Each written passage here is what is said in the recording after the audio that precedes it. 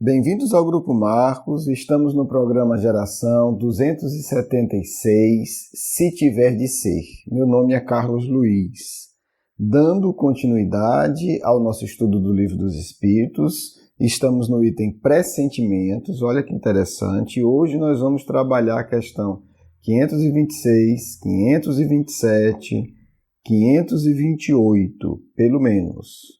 Então, assim,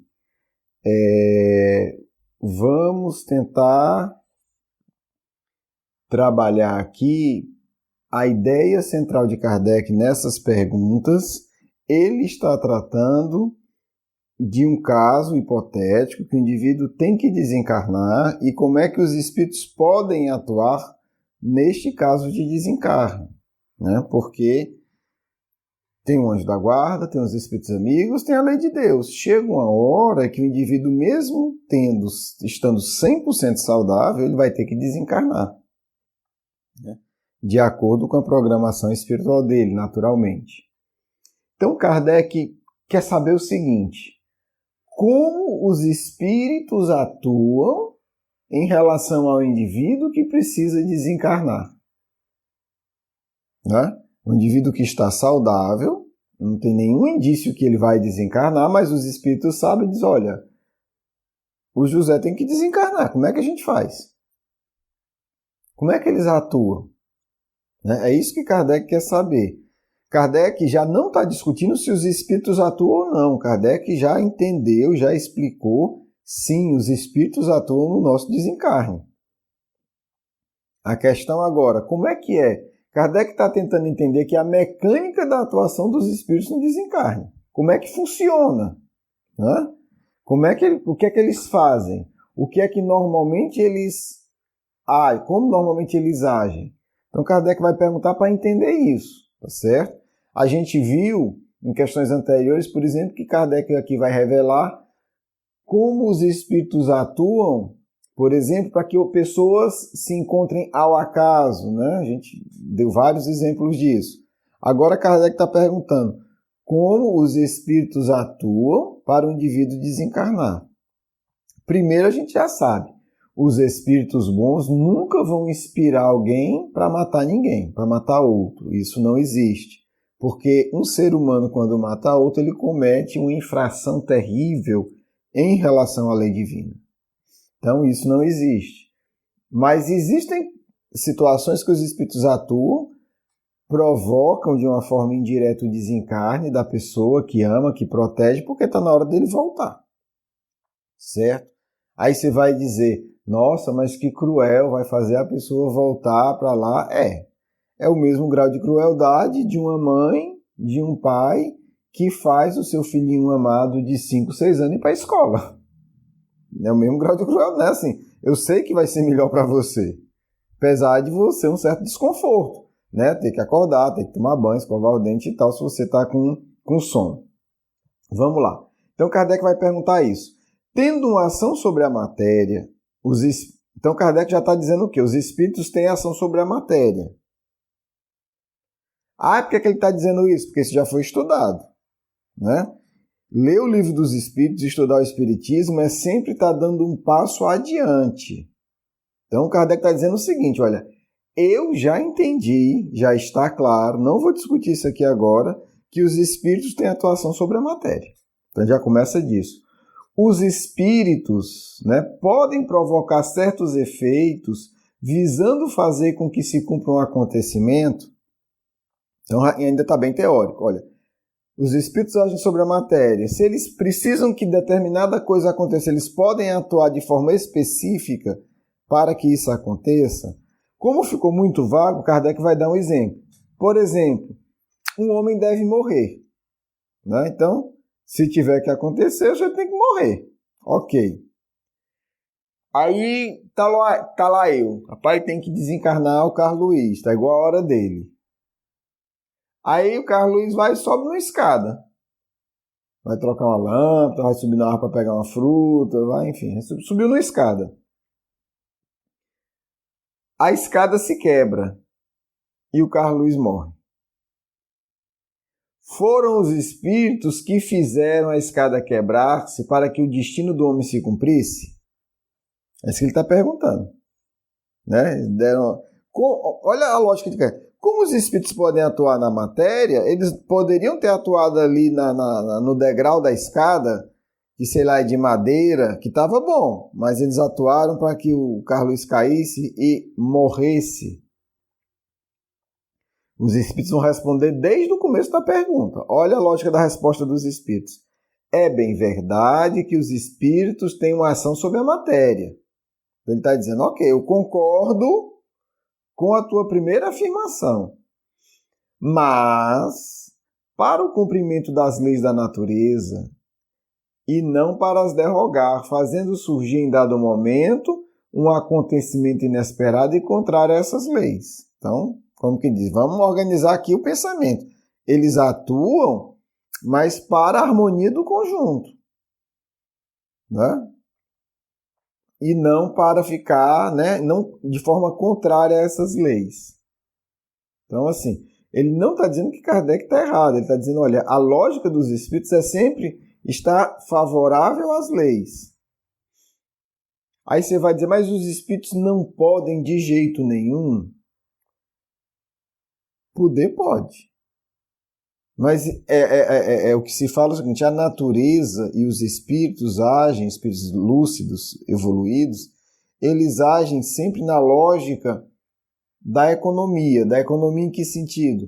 Você faz a mesma coisa com o menor gasto de energia. Um espírito nunca pode fazer um degrau quebrar? Pode, gente, mas isso é extremamente complexo. Então, assim, no dia a dia não dá para fazer. Entendeu? O espírito não pode quebrar uma madeira? Pode. Mas exige condições muito trabalhosas e específicas. Entendeu? Então, isso não pode ser uma atuação regular. Tá certo? Ali não quebra a lei da natureza, mas é uma exceção da exceção que dá um trabalho extraordinário. Né? E não dá para fazer fácil. Você teria que ter vários médios de doação energética, quer dizer, aí... Além do indivíduo subir na escada, você tem que fazer uma grande mediúnica de materialização. Então os espíritos vão por exemplo. No exemplo que citas, a escada se partiu porque estava podre, ou não era bastante forte para suportar o peso do homem. Mas eles vão dizer assim, olhe agora como é que os espíritos atuam normalmente. Se estivesse no destino de tal homem perecer daquela maneira, eles lhe inspirariam a ideia de subir na escada. Olha como é diferente. Que deveria quebrar-se sob o seu peso, e sua morte aconteceria por um efeito natural, sem que fosse necessário fazer um milagre para isso. Então, os espíritos eles vão agir de uma forma correta, utilizando-se das circunstâncias. Então, o espírito não vai quebrar o degrau da escada, até porque isso é extremamente complicado. Então, normalmente, não dá para fazer. O que ele está dizendo é isso. Não dá para o espírito estar quebrando degrau de escada assim. Né? Ele vai inspirar. Ah, mas como assim? Vamos lá. Eu tenho que desencarnar numa escada. O que é que um meu anjo guardião vai fazer ou alguém ligado a ele? Né? Ou ligado a mim nesse processo de ajuda, de me orientar. Ele vai mapear. Onde é que o Carlos Luiz anda? Onde é que pode ter uma escada que ele pode subir de uma maneira que faça sentido? Entendeu? Não tem, né? O sujeito não encarna assim, tem que morrer de queda de escada. Mas ele reencarna, tem que morrer de uma queda. Pode ser. Né? De um acidente, onde ele caia. Então o espírito vai ver onde eu vivo, quais são as circunstâncias e vai programar ali dentro das circunstâncias objetivas que eu vivo, onde é que é mais provável de acontecer um acidente e eu desencarnar. Pode até ser que a primeira vez que o espírito tente, ele não consiga. E naquele dia ele vai ficar frustrado porque não conseguiu me matar. Olha que legal, né?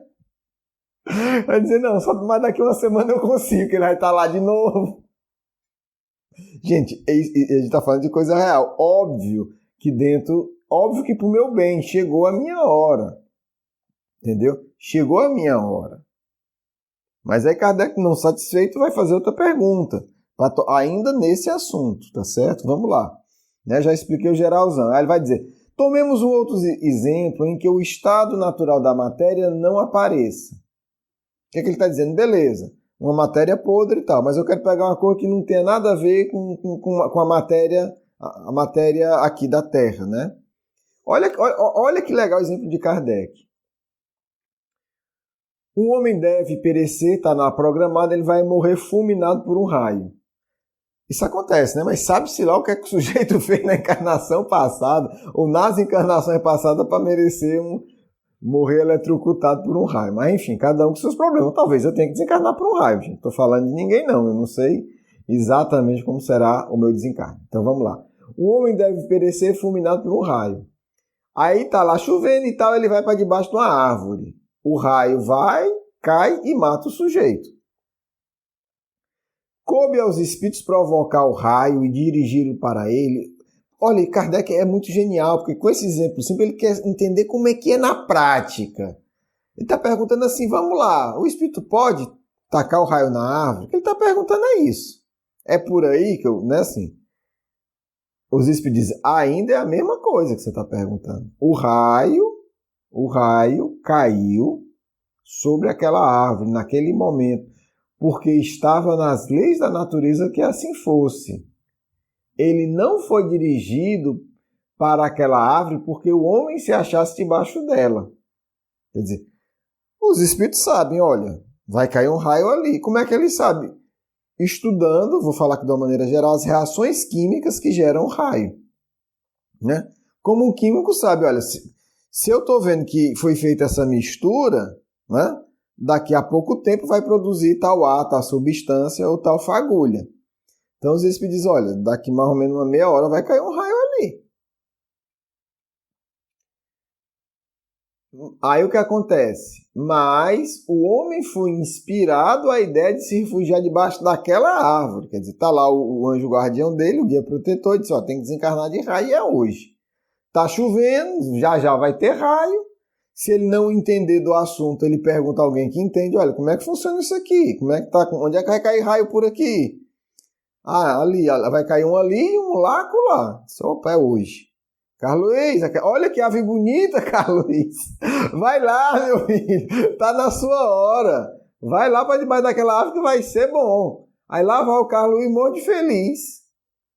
Né? Se tiver em sintonia, tá fazendo até uma prece ali, observando a natureza.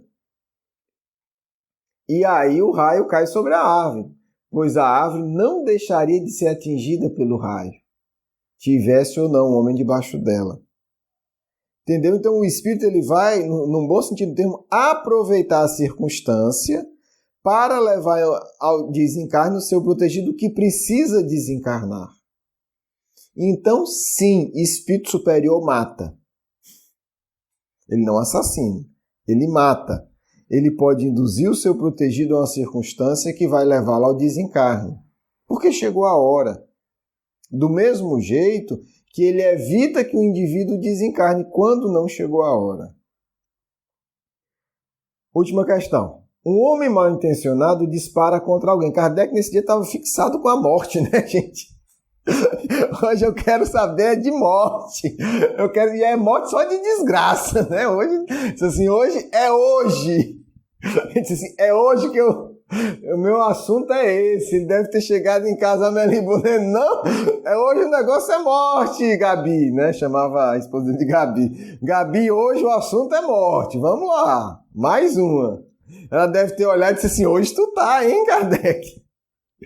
Um homem mal intencionado dispara contra alguém. Deve ter assistido um programa desse policial nesse dia, né, gente? Brincadeira, óbvio, não existia nem televisão, né? Para o bem da humanidade.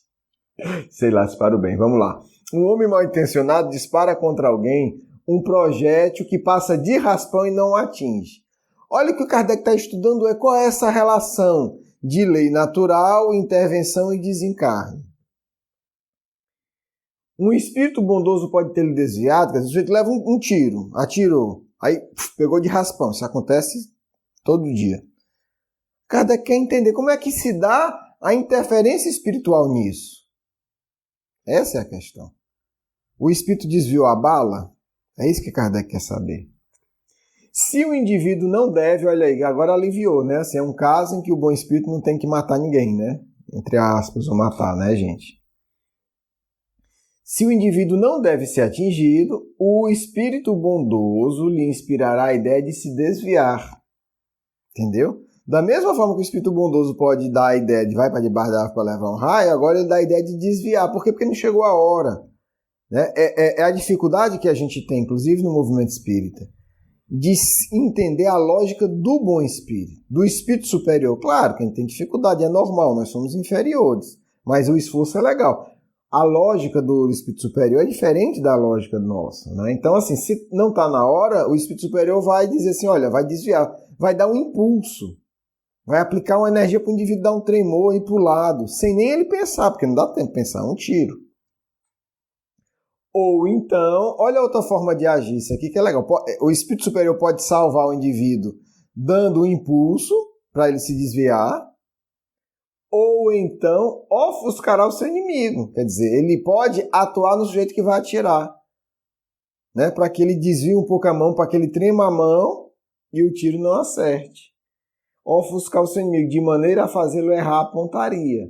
Pois, uma vez disparado, o projeto segue a trajetória que deve percorrer. A mesma coisa, ali é uma lei natural. Se der um impulso num objeto, ele vai seguir aquilo ali. Bem, espero que tenha ficado claro. Depois a gente vai para 529 que fecha isso, mas já é uma outra reflexão bem interessante também, né? Mas assim, são muitos exemplos, é muita coisa, mas eu acho que é fundamental entender o que é que Kardec quer aí. Kardec está tentando delimitar a área de atuação dos espíritos superiores num caso específico. E isso é muito bonito e muito inteligente. Por quê? Porque na hora que a gente não entende os limites de atuação, a gente acredita em qualquer besteira. Não, o espírito superior vai lá e cria um raio do nada para o sujeito desencarnar. Não é assim.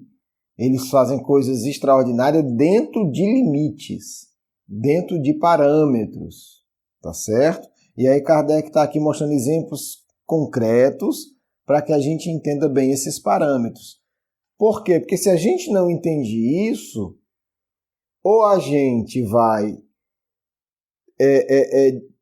subavaliar, diminuir o poder de ação dos espíritos superiores, que é extraordinário, ou a gente vai para o outro extremo e começa a acreditar em mágica. Acho que o espírito superior também pode fazer qualquer coisa até voltar ao tempo. Não dá. Né? Tem parâmetros. Nem tanto ao mar, nem tanto à terra. Nem tão pouco e nem tão muito. Tá certo? É isso que eu acho que Kardec está tentando aqui de uma forma bonita, didática e interessante. Um grande abraço. Vamos agora para a nossa segunda parte.